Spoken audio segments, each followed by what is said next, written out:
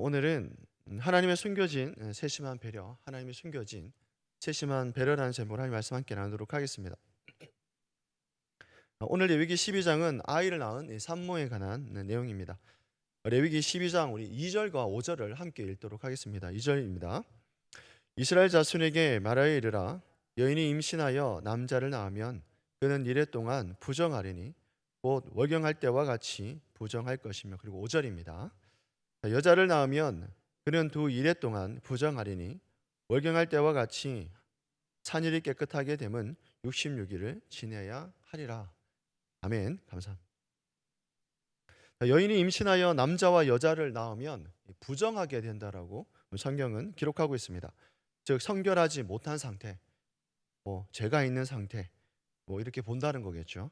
그렇다면 여인이 아이를 낳는 것이 왜 부정하다라고 성경은 말씀할까라고 하는 것입니다.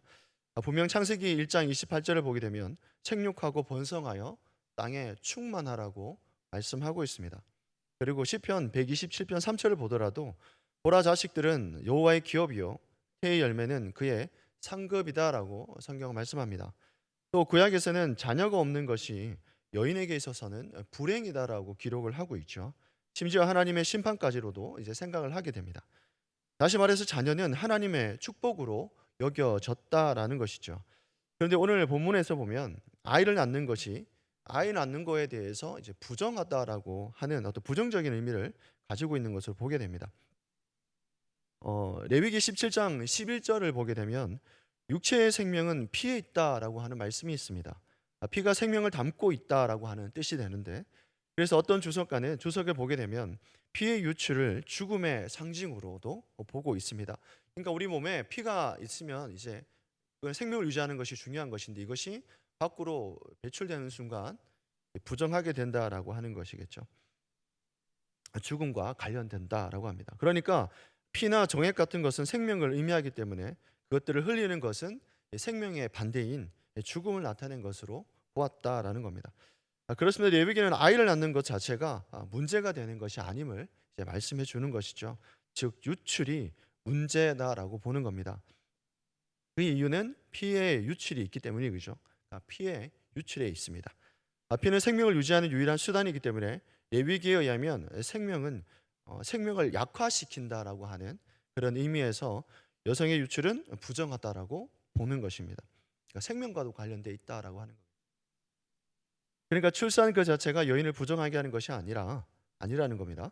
아이가 부정하거나 아이의 산모가 아기가 산모를 부정하게 한다는 것도 아니죠. 출산할 때 아이와 함께 나오는 그 피와 그 유출물이 여인을 부정하게 한다라고 성경은 말씀하고 있습니다. 그래서 성경은 이것을 부정하다라고 말씀하는 것이죠. 그렇다면 오늘 부정하다라는 이 사실을 통해서 우리가 깨닫게 되는 것이 무엇일까 하는 겁니다. 여러 가지 생각해 볼 수 있는데 오늘은 하나만 생각해 보도록 하겠습니다. 오늘 본문을 통해서 이 역설적이게도 하나님의 숨겨진 세심한 배려를 보게 된다는 것입니다. 우리 레위기 12장 우리 4절입니다. 4절을 다시 한번 읽도록 하겠습니다. 시작하시겠습니다. 그 여인은 아직도 33일을 지내야 산열이 깨끗하리니 정결하게 되는 기한이 차기 전에는 성물을 만지지도 말며 성소에 들어가지도 말 것이며. 아멘. 여기서 산열이 깨끗하게 되는 시기를 말씀해 주고 있습니다. 즉 부정하게 된 때부터 해서 정결하게 되는, 즉 깨끗하게 되는 그 시기를 말씀합니다. 성경이 이렇게 말씀하고 있습니다. 정결하게 되는 기한이 차기 전에는, 정결하게 되는 그 기한이 차기 전에는, 이것을 다르게 번역해 보면 그녀의 정결한 날이 차기까지 이런 말입니다. 그의 정결한 시간이 날이 차기까지라는 의미가 있습니다. 그러니까 그날이 차기까지는 아무것도 할 수 없고 그 누구도 그 여자에게 접근할 수가 없습니다. 그러니까 어찌 보면 어떤 모든 외부로부터 그녀를, 그 산모를 보호한다라는 의미가 있겠죠. 여인이 아들을 낳으면 7일 동안 부정을 합니다. 그 부정한 기간이 33일이 지내야 거의 40일이 되었을 때 번제와 속죄를 드려야 정결하게 된다라고 성경은 말씀합니다. 그 기간 동안 아무것도 하지 못하며 성물을 만지지도 못하고 성소에 들어가지도 못합니다. 그리고 남자가 아이를 낳은 여인을 만지거나 또 그와 접촉을 하는 순간 남자까지 부정하게 되니까 남자는 여성에게 가까이 하지 못하는 것이죠. 그리고 여자아이를 낳으면 7일의 2배가 됩니다. 14일 동안 부정하게 됩니다. 그리고 33일에 두 배인 66일 부정하다고 해서 거의 80일 동안 아무것도 안 하고 집에 혼자 있어야 했습니다. 사람을 만나는 것도 안 되고 밥도 혼자 먹어야 됩니다. 뭐 다른 사람과 접촉해서도 안 된다라고 하는 거겠죠. 흔히 율법의 역할은 정죄와 심판을 생각하는 경우가 많이 있습니다. 그러나 사실 율법에는 하나님의 긍휼이 담겨 있다라는 것이죠. 하나님을 사랑하고 이웃을 사랑하는 것이 우리가 잘 알고 있는 것처럼 율법의 정신 아니겠습니까? 율법에 순종하는 하나님의 백성은 율법으로 심판을 당하지 않습니다. 보통 이 보호를 받는 경우가 많이 있게 됩니다. 이와 같이 오늘 레위기 12장의 규례는 산모를 위한 하나님의 세심한 이 배려가 나타난다는 것이죠. 출산한 여인으로 하여금 성소에 나오지 못하도록 하는 규례는 여성에 대한 차별이 아니라 오히려 산모와 아이의 건강을 배려하는 규정으로 해석이 될 수 있다는 것입니다. 출산 후 일정 기간 동안 외부의 접촉을 금지함으로 인해서 출산한 여인에게 충분한 회복기를 주는 그런 의도도 담겨 있다라고 보통 몇몇 학자들이 말하고 있습니다. 근데 그 배려를 남자 아이를 낳을 때보다 여자 아이를 낳을 때 더 많다라는 것을 보게 되죠. 보통 이제 학자들 사이에서는 여러 가지 의견들이 많이 있는데 죄의 문제이기 때문에 그렇다라고 합니다. 예를 들면 첫 번째는 창세기에서 여인이 어찌 보면 죄를 들어오게 한 경우가 있다 보니까 거기에 대해서 죄를 더 묻게 되죠. 그래서 80일 동안 그 정결케를 지나야 된다라고 얘기를 하는 경우가 있습니다. 이제 그건 이제 학자들마다 다른 표현이겠죠.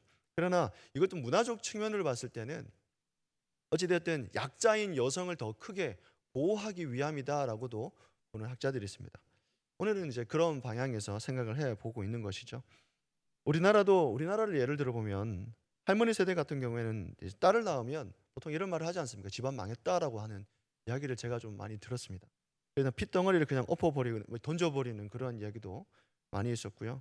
딸을 낳으면 낙태도 섭신치 않았던 우리나라의 어떤 이런 이야기도 있었습니다. 음, 거의 뭐 딸 낳으면 미역국도 안 줬다라고 하는 그런 이야기도 있지 않습니까?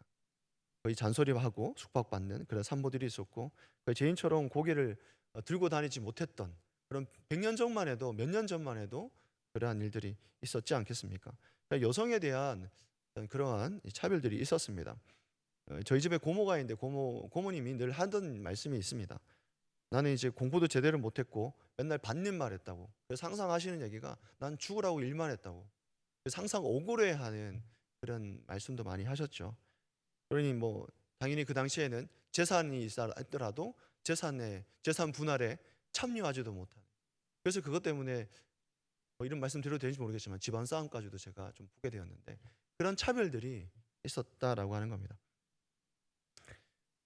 그와 같은 경우가 그 고대 근동 사회에서는 당연히 있었지 않겠습니까? 그래서 특별히 여성을 더 보호하는 측면에서 보게 되는 거겠죠. 친할머니 같은 경우가 제게 해주시는 말씀이 항상 있습니다. 항상 라떼는 하는 이제 무용담 같은 경우가 좀 많이 있죠. 이렇게 얘기합니다. 아이를 낳고 3일 만에 집안일과 이제 밭일을 했다라고 하는 그렇다고 해서 별일 없었다 이런 무용담 같은 경우도 많이 들었습니다. 뭐 밭일하다가 아이를 낳은 사건들에 대해서도 많이 들었죠. 혹시 그런 경험을 있으신지 모르겠습니다. 그런 기적 같은 일들이 우리나라에도 참 많이 있었던 거죠. 그러다가 어떻게 되겠습니까? 몸이 다 상하는 것이죠. 몸도 상하고 마음도 상하고 그런 일들이 있습니다. 근데 유대인들은 지금도 그 레위기의 말씀이죠. 토라의 말씀이죠. 토라의 말씀을 따라 아들이나 딸을 낳으면 반드시 이 산후조리를 했다고 합니다. 이제 이거는 학문적인 검증이 있습니다. 그러니까 고대 근동에도 당연하겠지만 유대인 사회에서도 분명히 아들과 딸을 낳으면 산후조리를 했습니다. 그러니까 아들과 딸의 경우 정결 예식의 기간을 구분했던 이유가 그들을 보호하기 위함이라는 것이겠죠. 부정하다느니 더럽다느니 깨끗하지 못하다 그런 측면에서 있겠지만 그보다는 그러한 역설적인 표현에서 그들을 보호하기 위한 하나의 장치였다라고도 보게 됩니다. 그렇습니다. 성도의 삶의 자리에서도 그렇습니다. 하나님의 숨겨진 배려가 있다라고 하는 것이겠죠. 사람은 단순해서 눈에 보이는 것만이 전부라고 생각하는 경우가 많이 있습니다. 자신이 만들어 놓은 틀 안에서 생각하다 보니까 내게 일어나는 일로 인해서 낙심하고 좌절하고 때로는 절망하는 경우가 있다는 것이죠. 거기까지만 생각하기 때문에 그렇습니다. 그러나 우리 정결 예식을 통해서 산모를 보호하시는 그 하나님의 숨겨진 세심한 배려를 우리는 보게 되지 않습니까? 그것을 볼 때 우리에게도 그러한 사실이 있다라고 하는 거겠죠. 단지 내가 알지 못하는 것이죠.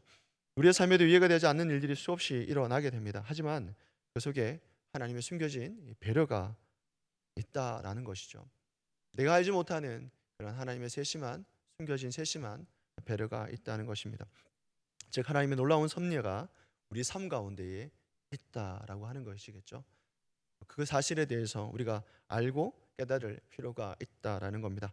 오늘 하루도 그 사실 앞에 감사하면서 어떤 날마다 그 은혜를 발견하는 그런 저와 성도님 되시기를 주 예수 그리스도의 이름으로 축원합니다. 아멘. 기도하시겠습니다. 지금도 살아 역사하시는 하나님 감사와 찬양을 올려드립니다. 새벽을 깨우며 기도의 자리에 나온 당신의 백성의 삶을 축복하여 주옵소서. 우리의 삶이 이해되지 않는 일들이 수없이 일어나지만 그 속에 하나님의 숨겨진 세심한 배려, 즉 하나님의 놀라운 섭리가 있음을 알고 날마다 회복의 신앙으로 나아갈 수 있도록 인도하여 주옵소서. 날마다 성령 하나님의 감동하심을 따라 살게 하시고 세심한 배려로 공동체를 섬기고자 하는 마음 또한 더하여 주시옵소서. 예물 드린 손길이 있습니다. 기도 제목 가운데에 하나님께서 하나하나 들으시고 응답하여 주시되 이 하나님의 세심한 배려를 경험하는 하나님 자녀들이 될 수 있도록 인도하여 주옵소서. 자녀의 삶 가운데 문제가 있습니까? 하나님의 특별한 배려가 필요하오니 찾아가 주시고 위로하시고 치료하시고 회복시키셔서 하나님의 귀한 사역에 잘 감당할 수 있도록 인도하여 주옵소서. 오늘의 삶도 하나님께서 함께 하실 줄 믿고 감사와 찬양을 올려드리며 예수 그리스도의 이름으로 기도드리옵나이다. 아멘.